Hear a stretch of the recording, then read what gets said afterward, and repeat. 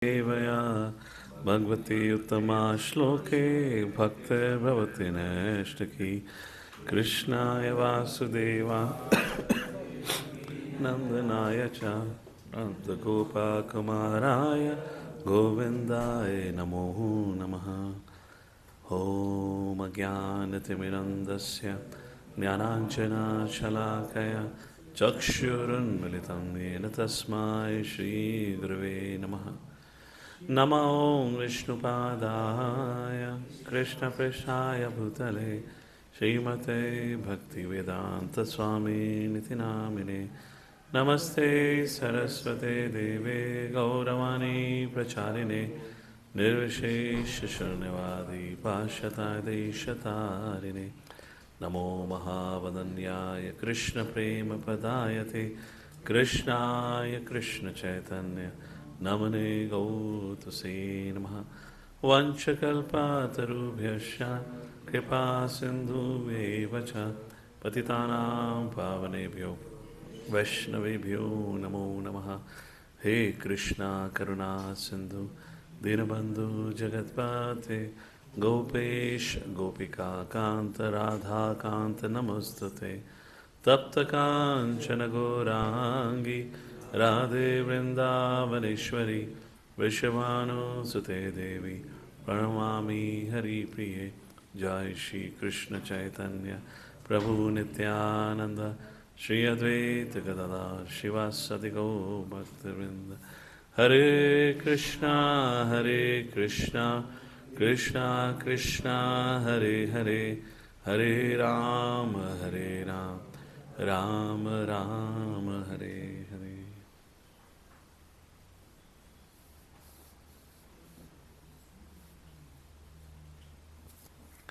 Hare Krishna. So we welcome everyone for today morning discussion as part of our Bhagavat Life program from Canto 4, chapter number 16, from verse number 19 onwards.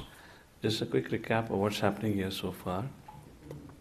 So in this chapter, titled as Praise of King Prithu by the professional reciters. So they started praising the king from the previous chapter. And then King said, or Prithu Maharaj said, well, why are you praising me when I have not manifested any of these qualities? So three things he said, Prithu Maharaj. Overpraise becomes an insult. And even if there is a truth in praise, then it becomes sarcasm. And third, those who are learned, although they manifest, but they would never like to be glorified. So like that, there were the three things which mentioned. And then observing the humility. Of course, Prithu is not an ordinary person. He is a Shakti Avesh avatar. So sages, knowing very well who Prithu Maharaj is, and in this context, observing his humility, the sages, they encourage the poets, the bards, continue glorifying. So this chapter, we are observing different glories of the King Prithu has been mentioned. He'll be as forbearing as planet Earth, Bhudevi.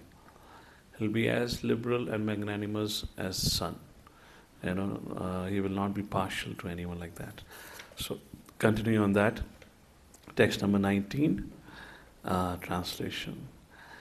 This king is the master of the three worlds and is directly empowered by the Supreme Personality of Godhead. He is without change and he is an incarnation of the Supreme known as a Shaktya Avish avatar. Being a liberated soul, completely learned, he sees all material varieties as meaningless because their basic principle is nescience. So like that, they continue. So he is a Shakti-Avish avatar. So transcendental qualities, purpose, action, the purpose are being described here. Text number 20. Ayam bhuvo mandalam odayadrir Gopatai Kaviro Naradevanatha Asthaya Jaitram Rathamat Chapaha Paryasyate Dakshinato Yatharakaha. So, yatharkaha, yat arkaha. Arka means orbit, arc, like that. This king, being uniquely powerful and heroic, will have no competitor. He will travel around the globe on his victorious chariot. Ayam Bhuvamandalam Od Yadrir.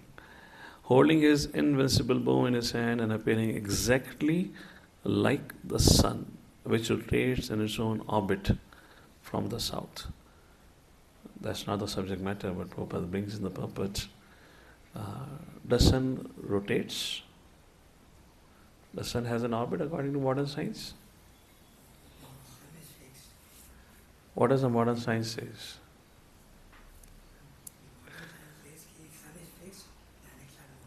Sun is fixed, planet is moving, like that. Here, the comparison is drawn just like the sun moves in its own orbit. And we'll see that in the fifth canto more. Prabhupada emphasizes on that point in the purport. And Prabhupada says in the fifth canto of Srimad Bhagavatam, it is stated that the sun rotates in its own orbit at the rate of 16,000 miles per second. There is a lot of discussion on supersonic, hypersonic missiles. So I don't know which sonic it is. It's 16,000 miles per second. The sun rotates in its own orbit according to the order of the Supreme Personality of Godhead. Anyways, so some of the transcendental qualities have been mentioned. We'll move forward. Text number 21. When the king travels all over the world, other kings as well as the demigods will offer him all kinds of presentations. The queens will also consider him the original king who carries in his hands the emblems of club and disc. I will sing of his fame, for he will be as reputable as the Supreme Personality of God. And in the following verses, king needs to be as powerful as the Lord. King is the representative of the Lord. King needs to be respected as the Lord is what is the subject matter. Of course, we don't have that kind of chivalrous kings in the present time, but that's what how the king was supposed to be. That was the expectation from the king. That was the responsibility. I mean, therefore, you remember from Mahabharata, right? When the Brahmana's son had died, he walked into the assembly. Whose assembly he walked in? And he said, "How come in your presence my son can die before I?" And whose assembly was it? Which place was it? What is Indraprastha, Hastinapur, Dwarka? 3 assemblies you know of that time. Huh? Indraprastha. I'll have to a little bit, my mind is a little slow because of the medicines, but somewhere. But yeah, that was Yudhishthira's assembly. 2-3 times this kind of different instances have happened. So anyways, we know of this. Why? Because a king, this is a culture which has been talked here. The king is said to be representative of the Lord. Anything, in fact, anything goes wrong in the nature, who is to be blamed? King to be blamed. That was the responsibility of a king in those days. That was the influence of the king. He would so dharmically rule the kingdom. There is no possibility of anyone committing a sin. If there is no sin, there is a perfect alignment with the laws of the nature. The nature will also act appropriately accordingly. That's how the things. So Prabhupada in these purports, and ahead in the chapters also, Prabhupada will keep on bringing this point again and again. When you have a dharmic ruler, there is no question of praja going through any suffering. And why in modern times we are going through so much suffering and so much challenges? Because neither praja is dharmic nor the ruler is dharmic. And therefore Prabhupada was so much against the idea of democracy. Prabhupada called, right? Demonocracy, chosen by the demons. Text number 22. The king, this protector of the citizens, is an extraordinary king and is equal to the Prajapati Devata. For the living facilities of our citizens, he will milk the earth. So from text number 22, now they're talking about his future activities, what all King Prithu will do. He will milk the earth, which is like a cow. Now how do you milk the earth? Okay, well, Vidruji had this question. He'll ask in the next chapter. We'll see the answer. He will ask this question, how did he milk the earth? What do you mean by milking the earth? So this particular point will become the discussion for the next chapter. Not only that, but he will level the surface of the earth with the pointed ends of his bow. Oh, really? How would he level the surface of the earth? Like this, as far as I remember, with which you're going to ask questions. Breaking all the hills exactly as King Indra, the heavenly king, breaks mountains with his powerful thunderbolts. These are some of his future activities, not much to discuss, we'll just read out. When the lion travels, text number 23, in the forest, this is important, with his tail turned upward, all menial animals hide themselves. Similarly, when King Prithu will travel over his kingdom and vibrate the string of his bow, which is made of the horns of goats and bulls and is irresistible in battle, all demonic rogues and thieves will hide themselves in all directions. So what this text number 23 is speaking about, there is such a fear of the king or of the leader. There is no chance, how much ever kutam bijam is there for you to commit any sin, because there is so much fear of the rule, fear of the ruler. Let's talk about in the context of a leadership, not restricting only to the context of spiritual leadership, but what are your thoughts about having a person ruling or governing where there is so much fear? Is it good, healthy or not? Even in the family, let's say mother, father and the family, the kids tremble the moment mother walks in or maybe the father walks in. Is it good or not? How many of you remember in those days when you were growing up, जब पिताजी आते थे घर पे, particularly जब तुम्हारा final का result आ गया है, मार्केट तुम्हारे हाथ में है एंड अच्छी नहीं आई है, तो पिताजी के सड़क पे चलते हुए उनके चलने की जो आवाज़ थी कानों में गूंजने लगती थी और कांपने लगते थे. How many other experience please raise your hand? मेरे ख्याल से आजकल के बच्चों का नहीं होगा अभी. स्कूटर के आवाज़ से टीवी बंद हो जाता था, राइट? अरे वो आप हर एक को पता रहता था अपना अपना क्या है करके, स्कूटर की आवाज़ से टीवी बंद हो जाता था. And there was some discipline, right? Yesterday we were talking about the importance of discipline. Does it happen today now? आज कुछ होता है? आज डरते हैं बच्चे? है भी बच्चों में डर थोड़ा सा? I don't think so. I mean बच्चों में थोड़ा सा हो गया, but largely city life में किसी को डर नहीं है. बच्चों को भी डर नहीं है. बच्चों को डर नहीं है, प्रजा को डर नहीं है, किसी को डर नहीं है. Prabhupada used to say, fear is not all that bad. Healthy fear is needed. My concern for all my disciples is they are not fearful of Maya enough. Somewhere if you look at it, we are also somewhere, I don't know if you look at it, हम ऐसे वातावरण में रह रहे हैं जहाँ हमें भय लगना होता है, उसके लिए हम भयानक पिक्चर देखने जाते हैं. बाकी जीवन तो हम ऐसे जीते हैं जैसे कोई भय है ही नहीं. Of course it's governed by life insurance, health insurance, what not, but ऐसा जीवन जीते हैं जैसे कोई टेंशन ही नहीं है. There's nothing to worry about it. पहले लोग के अंदर एक जेन्युइन चीज़ों का भय हुआ करता था. झूठ बोलेंगे तो क्या होगा, गलत काम करेंगे तो क्या होगा. Do we have any of those things today? Nothing. So यहाँ पे बात आई गई है, and Prabhupada writes in the purport, in the last line, thus it is most regrettable when a woman becomes the executive head instead of a lion-like king.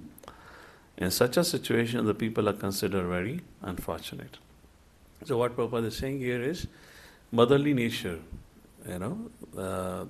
Woman as a motherly nature is soft-hearted. That's the point here. Either a man or a woman, if they are soft-hearted, if they become a leader, then controlling becomes very difficult. So we see in the case of Srila Prabhupada also, he was soft and he was also hard when there needs to be he needs to become strong. So that's the point Prabhupada is making. When I was reflecting it today morning, just before coming for the class, his case Adeshapu so much emphasizes, as a temple leader, community leader, you have to be very strong, very strict. And I remember some of us just cannot, many times digest that point because he's very strict when it comes to things now. And he always keeps pushing us. You have to be a little more stricter, particularly if you see his policies in the center, no compromise. वो तो आज मैंने तुम्हें कह दिया कि कुछ लोग का ब्रेकफास्ट कैंसिल होगा तुम लोग का ब्रेकफास्ट खाना कब का बंद हो चुका होता है उस पॉलिसी से हम लोग रह रहे होते and I was just thinking now, therefore when I read this verse and I came out and I said, okay, no breakfast today, at least today will be strict. So okay, but it is needed. Otherwise, if there is no fear now, it just doesn't work out. We always go back to the same old habits. How much follow-up is needed? It's very difficult. So Prabhupada is highlighting that point over here, and this verse says the leader, he should be so powerful, and it's not only that he just looks powerful, he must be capable enough to punish. So people know that he can deliver, a punishment also. Then actually fear sustains. Text number 24. At the source of the river Saraswati, this king will perform 100 sacrifices known as Ashwamedha. These are all foretelling of his activity. In the course of the last sacrifice, the heavenly king Indra will steal the sacrificial horse. So they're telling about his future events, and Viduji is going to take the cue from here and ask questions. Oh really? Why did Indra would steal the horse? Text number 25. This King Prithu will meet Sanat Kumar, one of the 4 Kumaras, in the garden of his palace compound. This king will worship with him devotion, will be fortunate enough to receive the instructions by which one can enjoy transcendental bliss. Again, Viduji will ask, what all Sanat Kumar taught Prithu Maharaj, or what all Prithu Maharaj heard from Sanat Kumar, what was the transcendental conversation? I want to know everything. Text number 26. In this way, when the chivalrous activities of Prithu Maharaj come to be known to the people in general, King Prithu will always hear about himself and his uniquely powerful activities. And the last verse. No one will be able to disobey the orders of Prithu Maharaj. After conquering the world, he will completely eradicate the threefold miseries of the citizens. Then he will be recognized all over the world. At that time, both the Suras and the Asuras will undoubtedly glorify his magnanimous activities. Prabhupada writes at the end of the purport. Let's read the last paragraph actually. There are many kinds, I'm reading from the third line of the second paragraph. There are many kinds of miserable thorns that pierce the citizen of a state. But all competent rulers, even up to the reign of Maharaj Yudhishthira, uprooted all such conditions. It is stated that during the reign of Maharaj Yudhishthira, there did not even exist severe cold or scorching heat, nor did the citizens suffer from any kind of material anxiety. This is the standard of good government. Adhibhautik, Adhyatmik, and Bhautik, Daivik, Adhyatmika kleshas were not there. Such a peaceful and prosperous government, devoid of anxiety. Thus the inhabitants of both saintly and demonic planets were all engaged in glorifying the activities. Persons or nations anxious to spread their influence all over the world should consider this point. If one is able to eradicate completely the threefold miseries, he should aspire to rule the world. One should not aspire to rule for any political or diplomatic consideration. Again, yesterday we spoke about the spiritual hierarchy and the material hierarchy. What is understanding? In spiritual hierarchy, the more higher we rise, the more people we take care. That's how Prabhupada is saying. If you are qualified for that, that's the point. Okay, so this is little in essence about this chapter. The qualities of Prithu Maharaj and the activities that he is going to perform has been mentioned. A few key takeaways. Yesterday we talked about, just to do a quick reflection on this chapter. So why king needed praise, or why they were, the poets and certain amount of kind of brahmanas were there, would glorify the Lord. Because now you can understand what is job profile of a king. What a tremendous responsibility he has. Is not only food, clothing, shelter. He has to counteract adhibhautika, adhidaivika, adhyatmika klesha. Not for himself or his own family, for the whole praja. There's a tremendous amount of work. And we already talked about how much ever you serve, how much ever you render service, in a leadership capacity, make decisions or create policies for the well-being, there would always be people who are going to misunderstand it. There will always be people who are going to criticize. So in a spiritual hierarchy, the understanding is you're given a responsibility to rise up so that you can take care of people. So in a spiritual hierarchy or in a spiritual system, generally people don't want to climb up, because the lower the rung you are, the more shelter and more happy you are. Why? Because you're protected. Rather than taking care of others, if you have been protected, it's a far safer zone. Na? You can be just live your life. So here, when people go up, they're given the responsibilities. What should be their qualification? Prabhupada mentioned one of the last line of the purport. And just for them, they can continue the service. There was a culture, there was a particular system defined. That was the first point. Second point, we talked about the leadership. The king should be so powerful and also strict that people should fear him. Because unless there is a fear of the king, nobody would follow his law. Nobody would follow his policies. So in that context, I was making a point. Let's talk about spiritual leadership. Let's talk about our spiritual society. What are we really fearful of? Is there anything that really, there is a certain amount of fear or something which governs us to practice our devotional life? For example, let's say getting up in the morning. If we don't get up in the morning, what happens? Should something happen or not if we don't get up in the morning? And if, let's say, nothing happens, I can just get up at any time which I wish to get up. Can we really have a good morning program ever? So there should be some strict rule for that, yes or no. How many of you say yes or no? Otherwise, how do we control the mind? Now, this is at least those who are staying in the center. I don't know what congregation has to comment on that. What congregation will do? Think about it. Most of you are going to become congregation tomorrow. What should be there for congregation?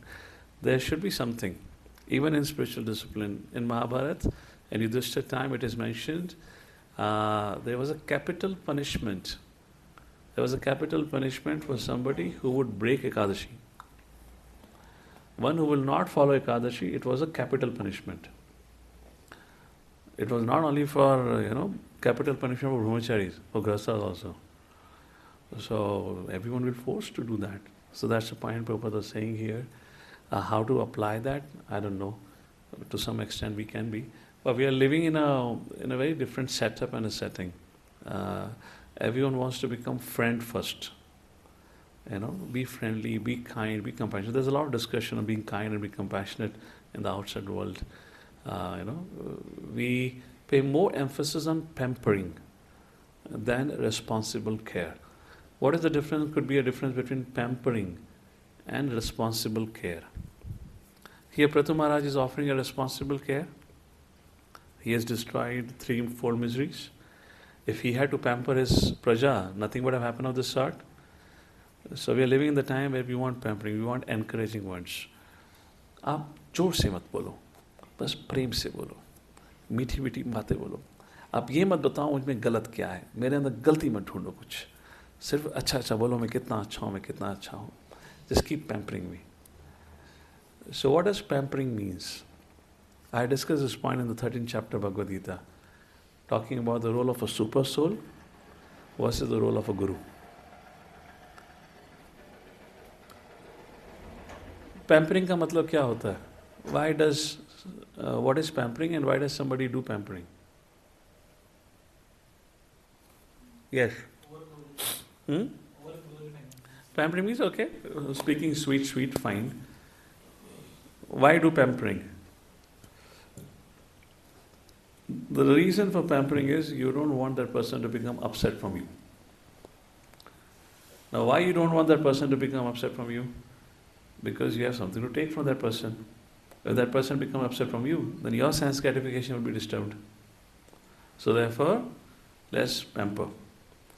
Now when it comes to responsible care, there's a responsible care as a leader. Truth is truth, right is right, wrong is wrong.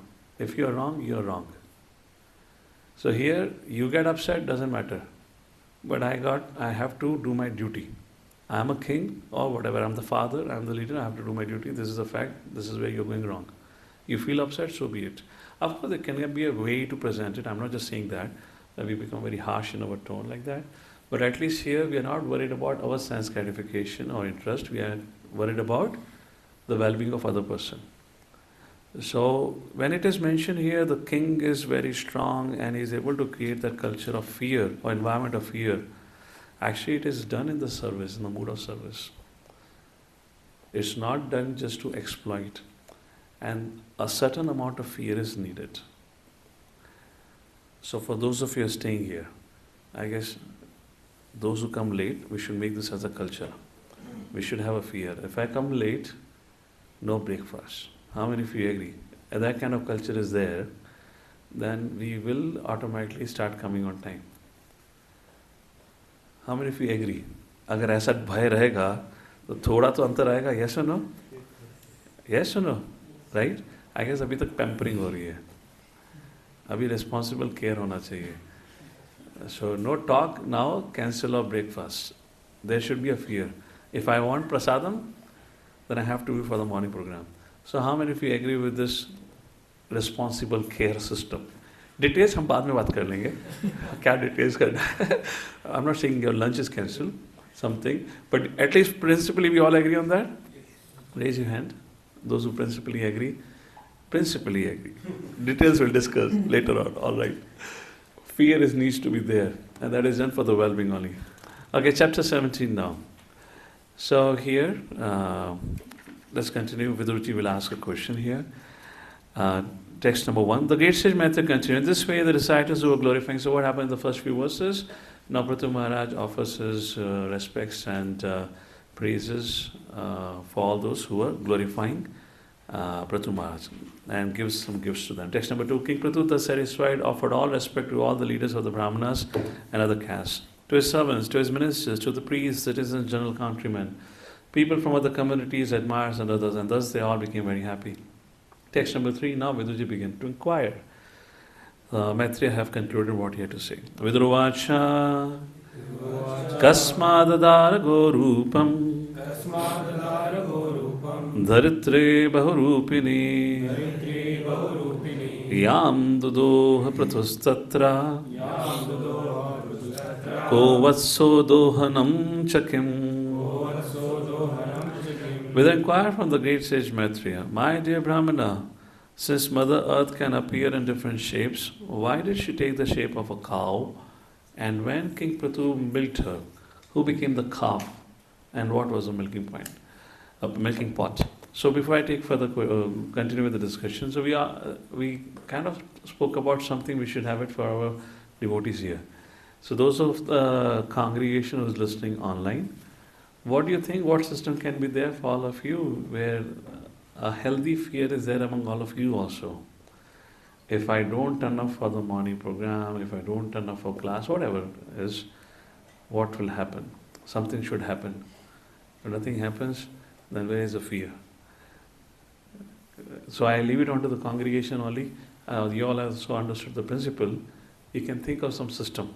If it is possible, I have no idea what can be done.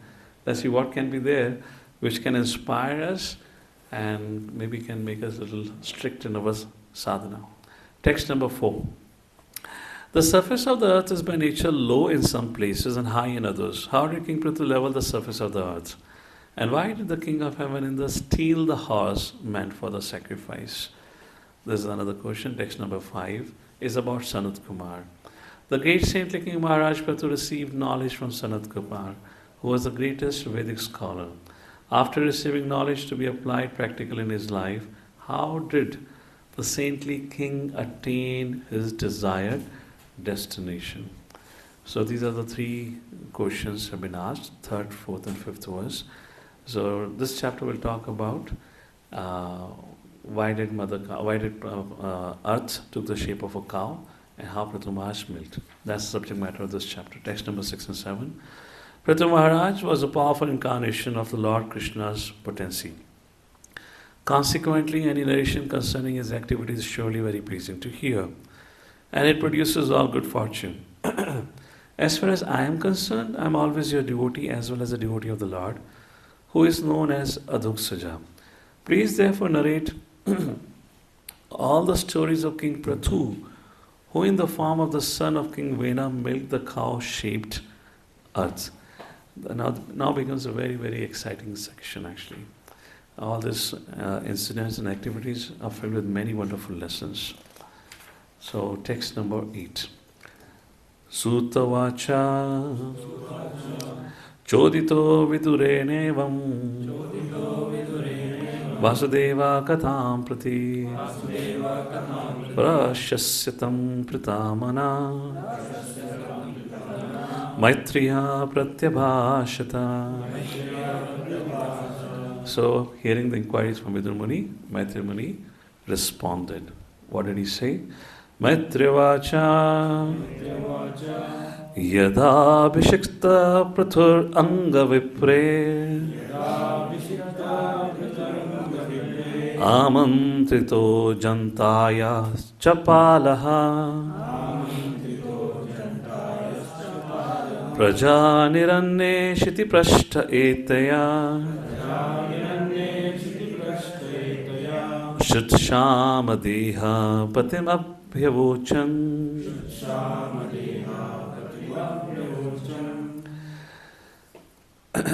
Srila Prabhupada, I'll come to this translation. In the previous verse, text 8, in the purport, in the last 3 lines, he writes, a symptom of spiritual talk is that no one feels tired. Thus, upon hearing the questions of Vidura, the great sage Maitreya did not feel disgusted, but rather felt encouraged to speak at greater length. So here, neither Vidurji is tired. This conversation this is 4th canto, 17th chapter. This started in the 3rd canto. The conversation is going on. It started from our Swayambhuva Manu and Shatrupa. This thing, it actually started from the beginning only, like that. The Sarga and Visarga, and then Swayambhuva Manu and Shatrupa, and then the lineage, like this, and still continues on. So Prabhupada is saying a symptom of spiritual talks is that no one feels tired. And the same thing Prabhupada used to say for chanting. If you remember his recording of 1966, he said the spiritual sound of Hare Krishna Mahamantra is such, you can go on chanting 24/7 and you will not feel tired. That is what means by spiritual sound. If it has to be a material sound, you cannot chant more than a few minutes. You'll get tired and frustrated. Similarly, Prabhupada is expressing that point. Alright, text number 9. What did Maitreya Muni said? Maitreya Muni said, my dear Vidur, at the time King Prithu was enthroned by the great sages and brahmanas and declared to be the protector of the citizens, there was a scarcity of food grains. The citizens actually became skinny due to starvation. Therefore they came before the king and informed him of their real situation. So Prabhupada in the purport talks about the functioning of Varnashrama. So because of King Vena's sinful and irreligious activities, Mother Earth had stopped providing enough supplies. And because of which there was a huge shortfall, a shortage of the basic grains and necessities of life. People had grown thin, and now the Praja had come to the king, complaining or explaining them of their situation. That's how Prabhupada explains the purport. Text number 10 and 11. Dear king, just as a tree with a fire burning in the hollow of the trunk gradually dries up, we are drying up due to the fire of hunger in our stomachs. So Praja is speaking to King Prithu. You are the protector of surrendered souls, and you have been appointed to give employment to us. Therefore, we have all come to you for protection. You are not only a king, but the incarnation of God as well. Indeed, you are the king of all kings. You can give us all kinds of occupational engagements, for you are the master of our livelihood. Therefore, O king of all kings, please arrange to satisfy our hunger by the proper distribution of food grains. Please take care of us, lest we soon die for want of food. So therefore we have all come to you for protection. You're not only the king, but incarnation. And please give us proper employment to us, like that. So again, the Prabhupada emphasizing it's the duty of the king to see everyone follows their varna and ashrama. It is here indicated in the middle of the purport that although the people were allowed to perform their duties, they were still unemployed. Although they were not lazy, they still could not produce sufficient food. When the people are perplexed in this way, they should approach the head of government, and the president or king should take immediate action to mitigate the distress of the people. Prabhupada says in one of the purports, it is the duty of the leader, in the context of spiritual community, it's the duty of a leader to find engagements or to create engagements for all the members of the society. Every member of our community should be properly engaged in the service of the Lord. Here we're not talking about occupational duty, we're talking about devotional service. Just drawing parallel between this, somebody as an administrative head, maintaining the kingdom, with a spiritual community, a leadership, maintaining the community. So there should be different kinds of engagement, and everyone should be engaged in some devotional service to the Lord. Text number 12. Prabhupada says, in fact, the leader has to rack his brain, think out loud how and what kind of activities can be created. If the sound is not happening, open the door, please. Is there? Oh, yeah. Well, open that door, please. It's too suffocating otherwise. Text number 12. After hearing this lamentation and seeing the pitiable condition of the citizens, King Prithu contemplated for a long time to see if he could find out the underlying causes. What could be the reason why people are underemployed, why there is a lack of food supply when they're plowing the field, yet we're not getting enough grains. Having arrived at a conclusion, text number 13, the king took up his bow and arrow and aimed them at the earth, exactly like Lord Shiva, who destroys the whole world out of anger. So King Prithu realized actually earth can produce enough, but because the earth is not providing enough, therefore there is a scarcity. So Prabhupada writes in the purport, this indicates, the fourth line, that the earth can produce sufficiently if everything is properly arranged, but sometimes the earth can refuse to produce food grains for various reasons. The theory that there is a scarcity of food grains due to an increase of population is not a very sound theory. Prabhupada in one of his lectures was making a point, I have been to Australia, New Zealand, there is so much land. And people say, population is increasing. Where is population increasing? So it's very interesting, huh? Prabhupada will keep bringing those points again and again. Shortage of food supply.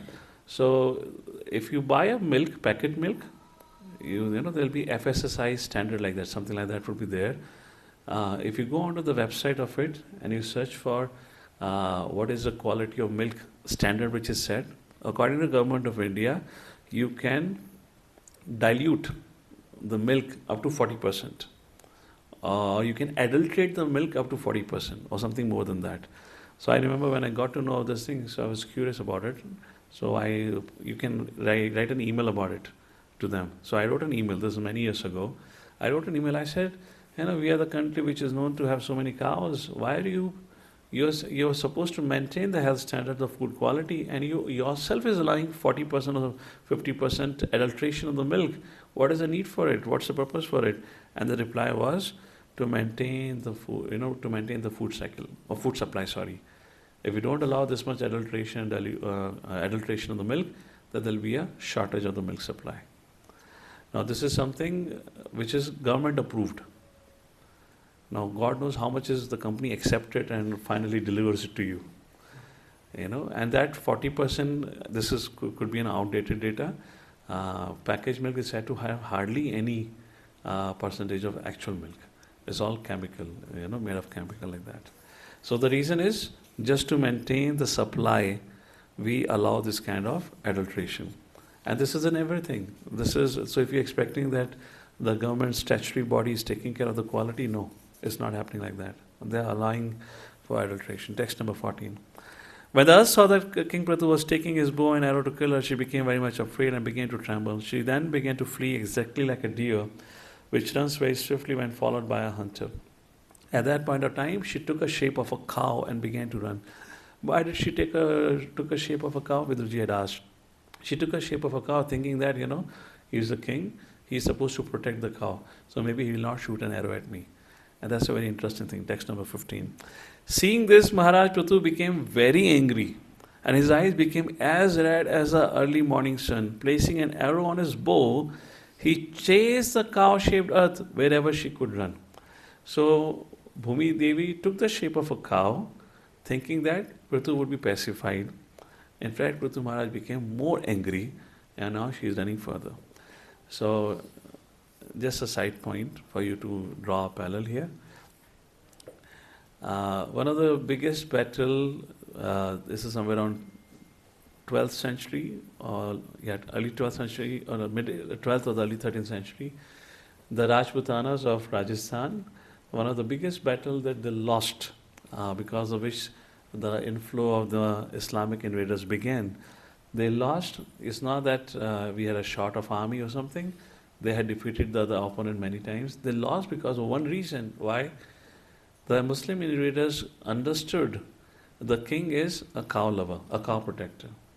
So now this time when he attacked, what he did was he kept the cows in front of his army. And then they marched the army. And when this Rajputana or the Kshatriyas on this side of the border, when they saw the cows, the cattle is in front of the army, of the enemy, the king told all his army to put their weapons down. And this was the reason because of which we lost that battle. And because of which, कौन सा सबसे बड़ा kingdom है राजस्थान का? That biggest, what was that?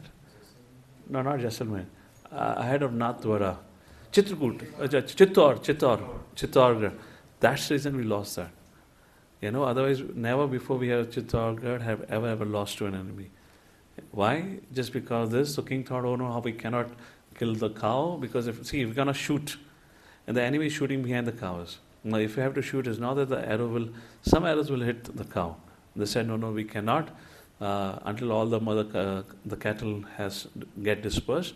Until then, we not. By the time there was a heavy casualty on the side of the king, and he lost the battle. Here, on the contrary, Prathu is an incarnation of the Lord. He becomes more angry.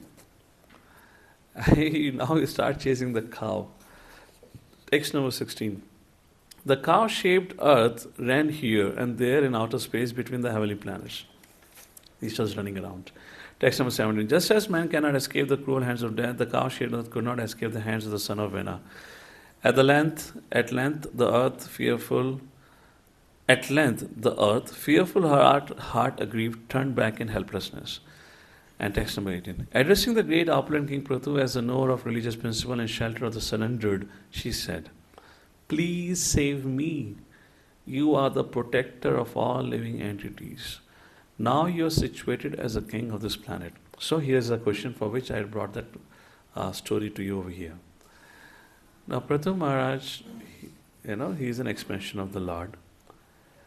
Mother Earth, who is not supplying the food grains, King Prathu asked, but she did not respond.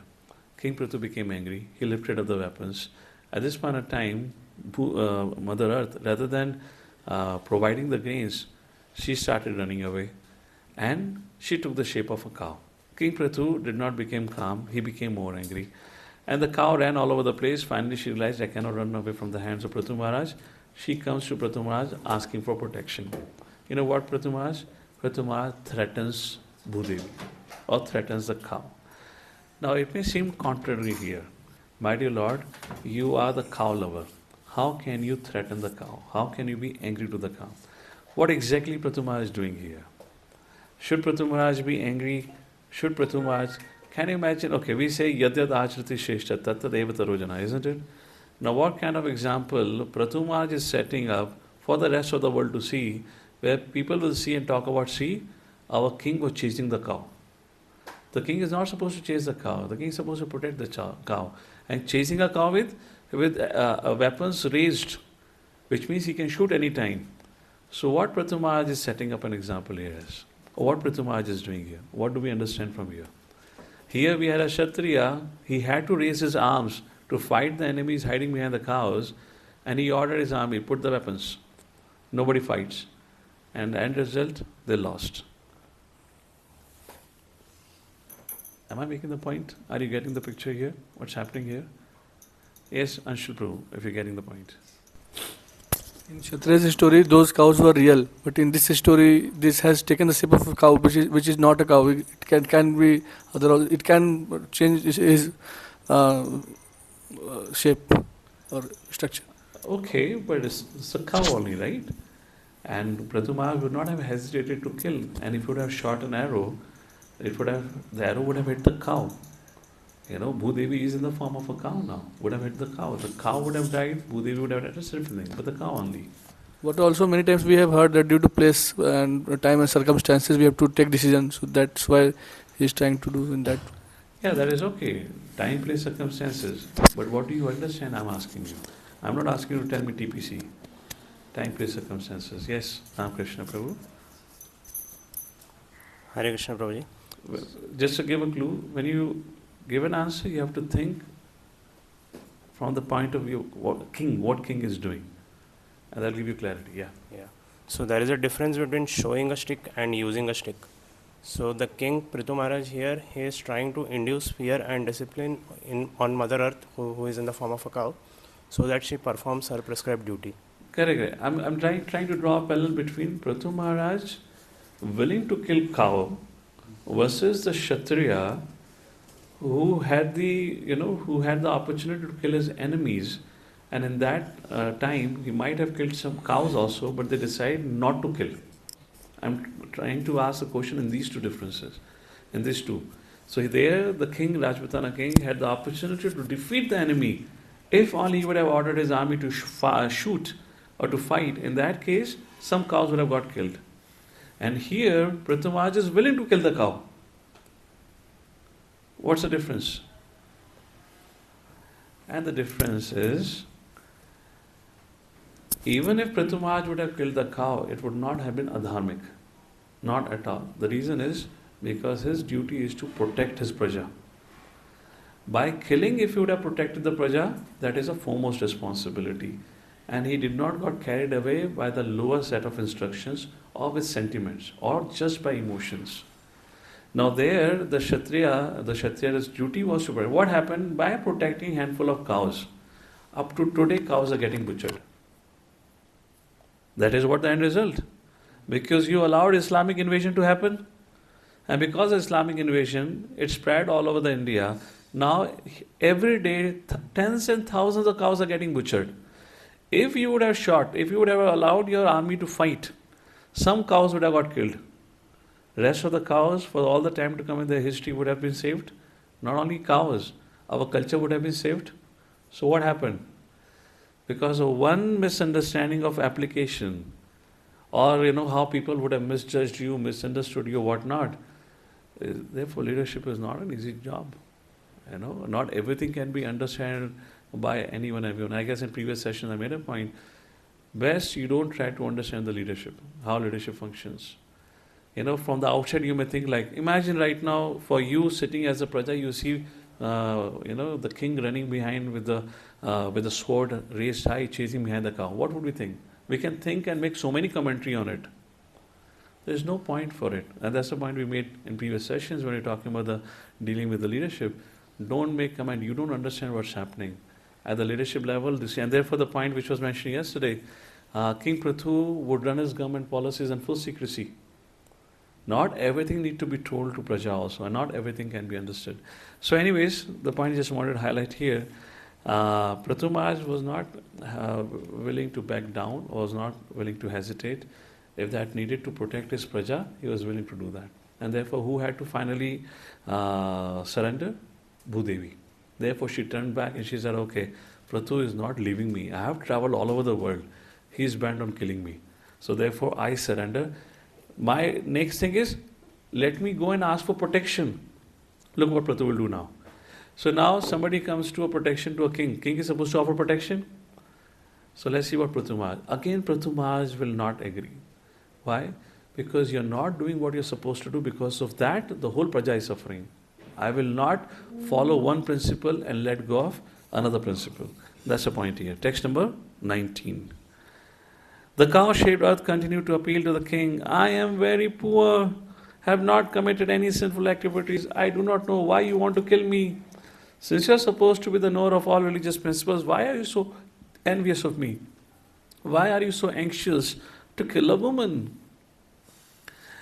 So she tried, I am a cow. I am innocent. I have not committed sinful activities. And it looked like Prithu Maharaj was not getting pacified. Okay, I am a lady. At least have some mercy on a lady. Kshatriya is not supposed to kill a lady. She tried everything. Text number 20. Even if a woman does commit some sinful activity, no one should place his hand upon her. What to speak of you, dear king? You are so merciful, you are protector, you are affectionate to the poor. The cow-shaped earth continued. 21. My dear king, I am just like a strong boat, and all the paraphernalia of the world is standing upon me. If you break me to pieces, how can you protect yourself and your subjects from drowning? Beautiful puppet. Beneath the entire planetary system is the Garbha water. Lord Vishnu lies on this Garbha water, and from his abdomen a lotus stem grows. All the planets within this universe are floating in the air, being supported by this lotus stem. If a planet is destroyed, it must fall into the water of Garbha. The earth therefore warned King Prithu that he could gain nothing by destroying her. Indeed, how would he protect himself and his citizens from drowning in the Garbha water? In other words, outer space may be compared to an ocean of air, and each and every planet is floating on it just as a boat or island floats on the ocean. Sometimes planets are called dweep or islands, sometimes they are called boats. Thus, the cosmic manifestation is partially explained in this reference by the cow-shaped earth. Prithu Maharaj begins to speak. My dear earth, you have disobeyed my orders and rulings. In the form of Devta, you accepted your share of the yajnas we performed, but in return, you have not produced sufficient food grains. For this reason, I must kill you. Mistake number 1. Second, although you are eating grass every day, you are not filling your milk bag so we can utilize your milk. Since you are willfully committing offenses, it cannot be said that you are not punishable due to your assuming the form of a cow. So we did yajna, you're not reciprocating. We talked about the yajna principle yesterday. Now, although you're eating green grass, you're not providing milk. Text number 24. You have so lost your intelligence that despite my orders, you do not deliver the seeds of herbs and grains formerly created by Brahma and now hidden within yourself, which means they did not even have the seeds. What to speak of the crops? Mother Earth had hidden all the seeds also. So I have asked you, but you're not willing to do that. Next, 25. Now with the help of my arrows, I shall cut you to pieces, and with your flesh satisfy the hunger-stricken citizens who are now crying for want of grains. Thus I shall satisfy the crying citizens of my kingdom. And the purpose says, only in a situation when there is no food left to eat, then alone the cow flesh can be used to feed the populace. Now, a disclaimer. The cow flesh of a dead cow. The cow flesh of a dead cow. Even in that situation, slaughtering of a cow is not allowed. In that case, you can hunt for other animals. But there is no injunction or exception for the hunting of a cow. Only is when cow is dead, then you can take and feed in the case when there is nothing else to eat. That's a purpose focus in the purpose. Text number 26. Any cruel person, be he a man, woman, or impotent eunuch, who is only interested in his personal maintenance and has no compassion for other living entities, may be killed by the king. Such killing can never be considered actual killing. So, yeah. So, Prithu Maharaj is saying, how I am correct in my action to punish you. You are very much puffed up with pride and have become almost insane. Presently, you assume the form of a cow by your mystic powers. Nonetheless, I shall cut you into small pieces like grains, and I will uphold the entire population by my personal mystic power. At this time, Prithu Maharaj became exactly like Yamaraj, and his whole body appeared very angry. In other words, he was anger personified. After hearing him, the planet Earth began to tremble. She surrendered, and with folded hands began to speak as follows. So now Dharani will speak and tell why she hid everything. And she would express sorry for her impudence for not providing grains, because she said, I didn't knew. Now we have a dharmic king. And she will give the means. So that's the whole remaining few discussion. We'll just read all the verses. Text number 29. The planet has said, my dear Lord, you are transcendental in your position. By your material energy, you have expanded yourself in various forms and species of life. Unlike some other masters, you have always remained in your transcendental position and not affected by the material creation. You are not bewildered by material activities either. Text 30. My dear Lord, you are the complete conductor of the material creation. You have created this cosmic manifestation in three material qualities. You are the resting place of all living entities, yet you are always fully independent, my Lord.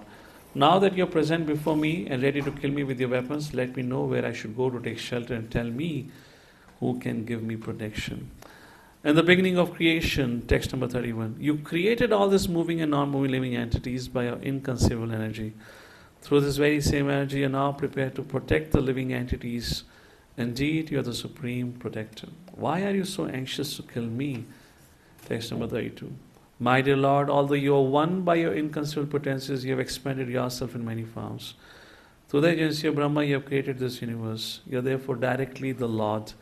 Those who are not sufficiently experienced cannot understand your transcendental activities. Text number 33. My dear Lord, by your own potencies, you are the original cause of the material elements as well as the performing instruments, the workers of the senses, the intelligence, the ego.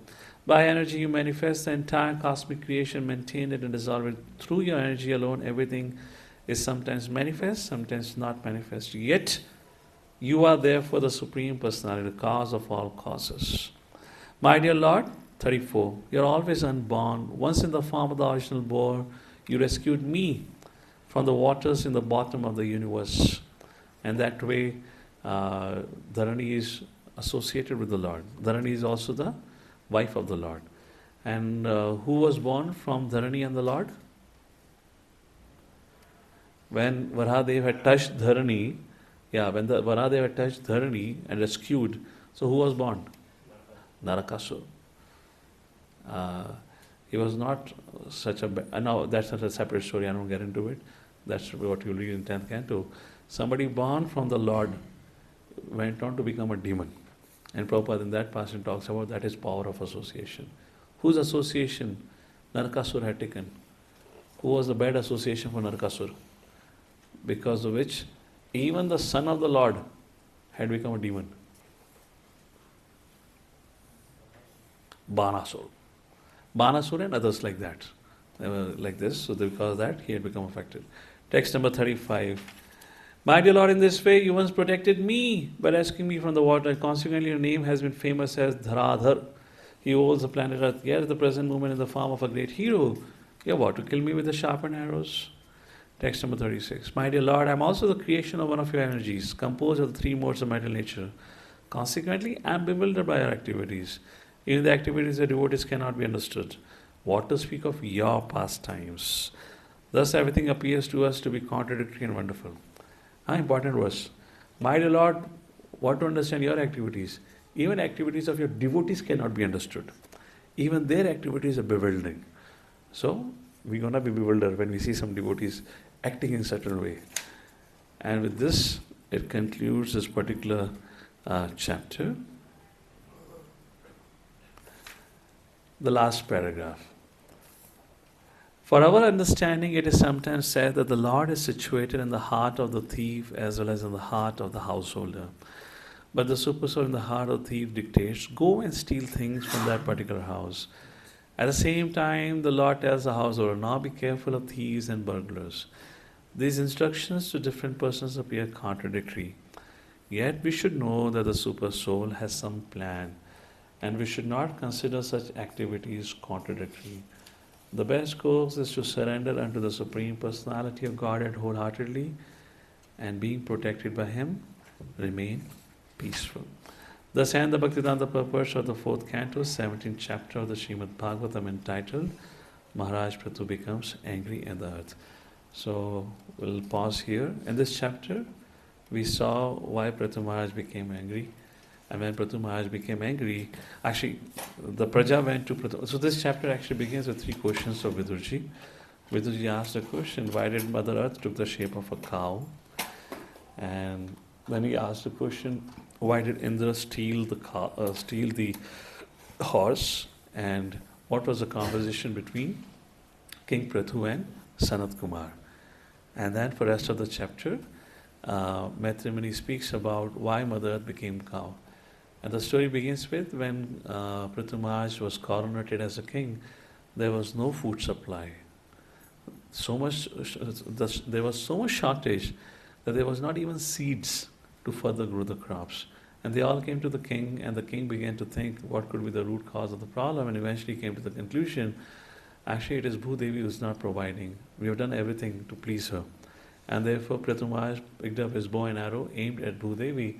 And Bhudevi, seeing that this is not an ordinary person, he has to be the Supreme Personality of Godhead, she took a form of a cow, thinking that if I take a form of a cow, maybe the king, who is a follower of Vedic culture, he'll become pacified. His anger will subside, but that didn't happen. And then she began to run away, seeing that Prithu Maharaj is about to shoot. She ran all over the place, and when she realized that she cannot hide away from Prithu Maharaj, she surrendered to Prithu Maharaj, thinking that if I ask for protection, maybe he will let me go. Yet Prithu Maharaj was not satisfied. Then she said, okay, I'm also the woman. You're supposed to protect women. Again, Prithu Maharaj was not satisfied. And finally, she surrendered to Prithu Maharaj, and she asked Prithu Maharaj, why do you want to punish? I have not committed any adharma. What wrong have I done? Why are you so envious of me that you want to kill me? And Prithu Maharaj then gave the reasons. 3-4 reasons were mentioned why you deserve punishment. And it doesn't matter what form or what shape you take.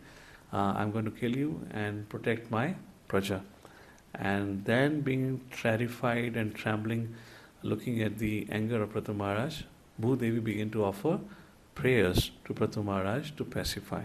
And we just quickly read through those prayers. And now in the next chapter, Bhudevi would give the solution, how she can be milked. In other words, how she can provide the crops and everything, which Prithu Maharaj will follow and will provide the food grains and everything to his praja. And then the story from here will continue to the story of Ashwamedha Yagya. Because the next story is about why did Indra steal the cow. And that will run for a few chapters. And that's a very important episode of this 4th canto of resolving conflicts, of Vaishnava conflicts particularly, and resolving Vaishnava conflicts in a Vaishnava way. That's a very beautiful episode. Indra is also Vaishnava. Prithu Maharaj is in that way, it's the Shakti Vaishavatar, so is also Vaishnava. So 2 Vaishnavas fighting. And the Lord appears to resolve the conflict. So whenever a conflict resolution topic comes, this is the episode, is a standard episode that comes, and different devotees have shared different levels of realizations on this topic. So with that, I'll pause here. This was for today's discussion on chapter 17. We'll read chapter 18 tomorrow. Jaguru Srila Prabhupada ki jai. Srimad Bhagavatam ki Hare Krishna. I don't know if there has to be any question, because there was not much practical discussion today. Any questions or any comments? Yes, Ram Krishna Prabhu.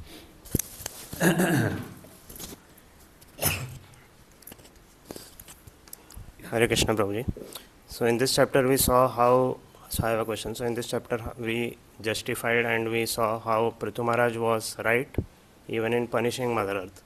So we saw how this was, so Earth had taken the form of a cow.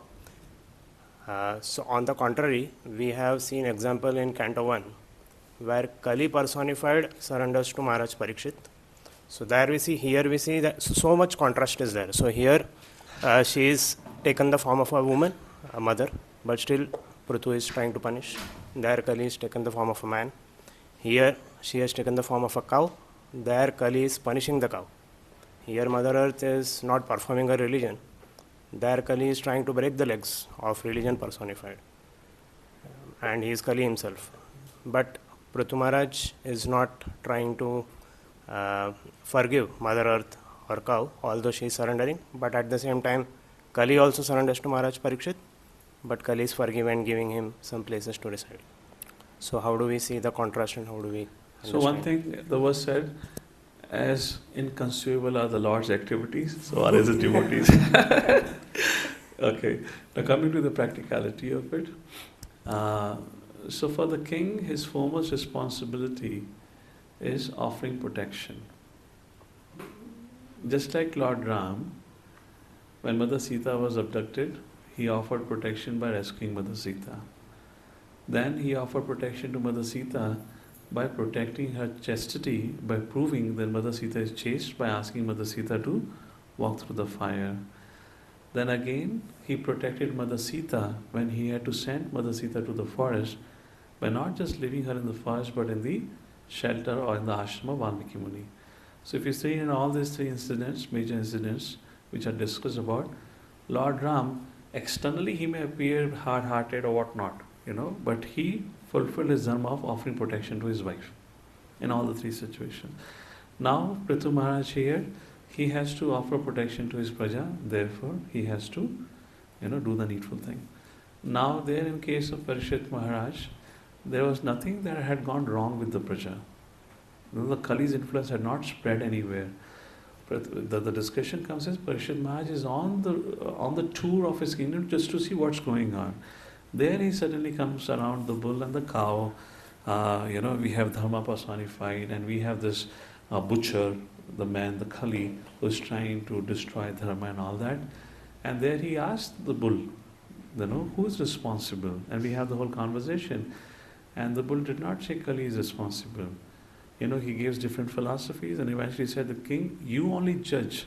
And then Parishit Maharaj understood this is not a bull, it has to be dharma, because otherwise cannot be made such an intelligent remarks like that.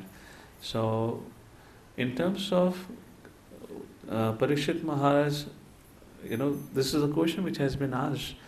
Why Parishit Maharaj did not kill Kali? If Kali could have been killed, the rest of the problem would not have happened. But the point is, it's a time for Kali. Just like Satya Yuga, Treta Yuga, Dwapar Yuga, Kali Yuga, it's the time. There's no question of killing and changing the course of the time. It has to happen. It's the will of the Lord. So what Parishit Maharaj did?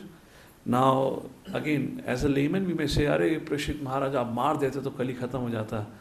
But Parishit Maharaj understands the will of the Lord. What is supposed to happen? What's supposed to happen is a degraded age has to happen. Therefore, what he did under his control, under his influence, he restricted his area. He said, okay, I cannot kill Kali, although I have the power to kill Kali, but I will not, because then I'm going against the will of the Lord. But what I can do is, I can protect my praja by restricting the influence of Kali. And to the places, meat eating, intoxication, gambling, illicit sex, and where you hoard money. These are the 5 places. As such, these places didn't exist under the rule of Parishit Maharaj. So by restricting the influence of Kali, he protected his praja. And he protected the will of the Lord. So he fulfilled his dharma both the ways. Now that's a different thing. What's going to happen in future is up to the future. At least, so therefore our point of view should be, I am today whoever I am. I am a brahmachari, maybe I am a community leader. At the present, what I can do? अब भविष्य में जो होगा सो होगा, उसको बदल नहीं सकते. So if you ask at that point of time, did he do his duty as a king? Yes. He protected his praja because these places, these activities didn't exist only. So nobody was supposed to get influence of Kali. Now, did he give a place for Kali because he was supposed to rule? He gave his place also and his place for influence. So he did his dharma. So not contradictory in that way. All right? Hare Krishna. Thank you all for joining in. Srila Prabhupada ki jai. Hare Krishna. Yes. Oh, you have something, Mother. Okay, I didn't see that. Somebody should tell me there was a question online. Yes, Mother, please go ahead.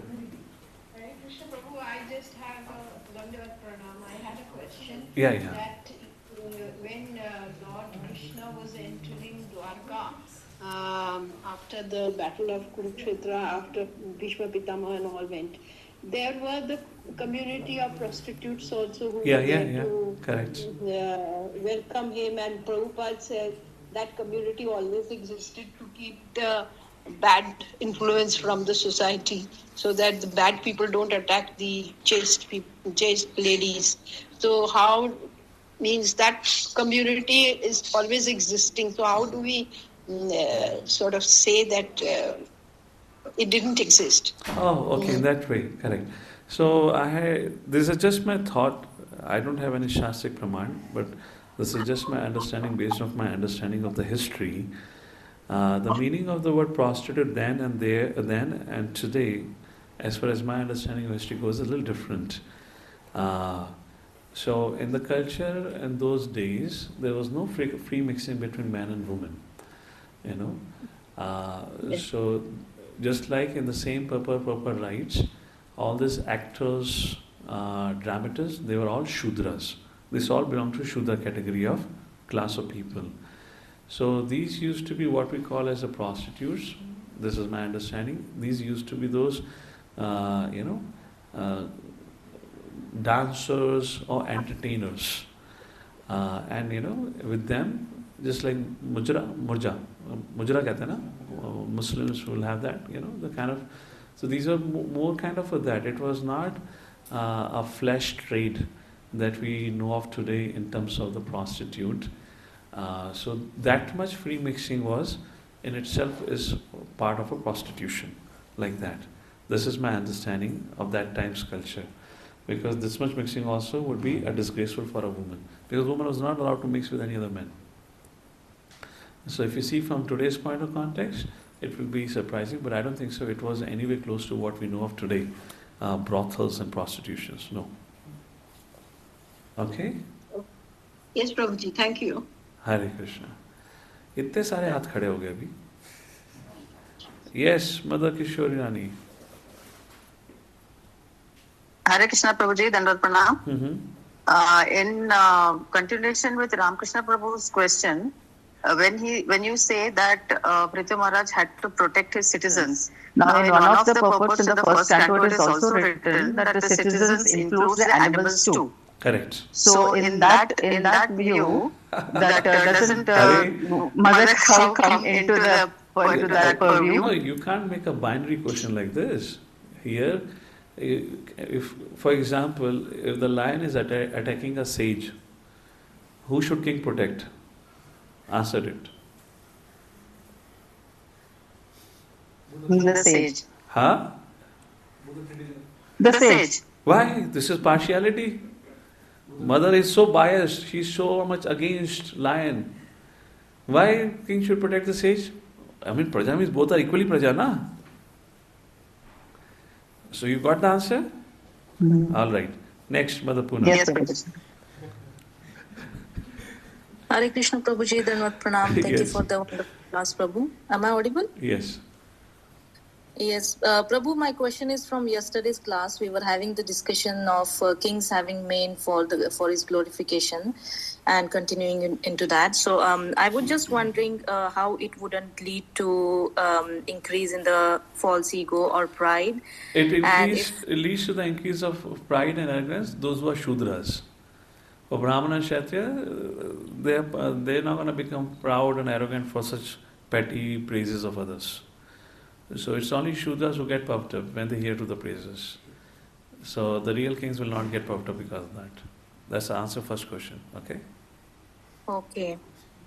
So, so another question was like, maybe you have already answered this because of the Shudra and Vaishyas. Maybe that's why king is not looking it as a selfless service. How my question was, how does it lead to the selfless service if the king is dependent on these praises? So I've already explained that in the Vedic culture, any leadership was as a part of service, and any selfless service also needs some encouragement. Selfless service doesn't mean you just keep giving but don't receive. So even while doing selfless service, we need encouragement. So those encouragements are very much essential as part of our continuing on to serve others. To say that if somebody is receiving praise, then it is not selfless, that's not the right understanding. You otherwise give me an example from history of any such thing where somebody is just doing a selfless service, and is not even, you don't look for it, but there has to be a system which is created, at least in the case of a Kshatriya, where he is kept enough encouraged like that. Okay? Yeah. Yeah, sure, Prabhu. And how should a devotee take these praises or the glorification, and how should the devotee respond to all these glorifications? How should devotees cease to the glorification? I mean, for devotees, very simple. He understands what I am. I am just able to do or render service because of the mercy and blessings of other Vaishnavas. So whatever praises he receives, he understands this because of my connection with Guru Parampara, my connection with Srila Prabhupada, my connection with my spiritual master. As long as I am connected with them, I have some value because of which people are able to see some good in me, are able to offer some words of praise. They are not mine, they belong to Krishna, they belong to Guru. That's it. So our job is to be transparent medium. If anything is good, it's just because the Vaishnavas have invested time in us, have trained us to become what we are, and because of which people are able to find something good in us. And when we make a mistake, is our mistake that we are not able to really, take advantage of what all has been given to us and overcome our lower nature. Okay? Yeah. Sure, Prabhu. Thank you. Hare Krishna. So we pause here now. Thank you so much. Hare Krishna.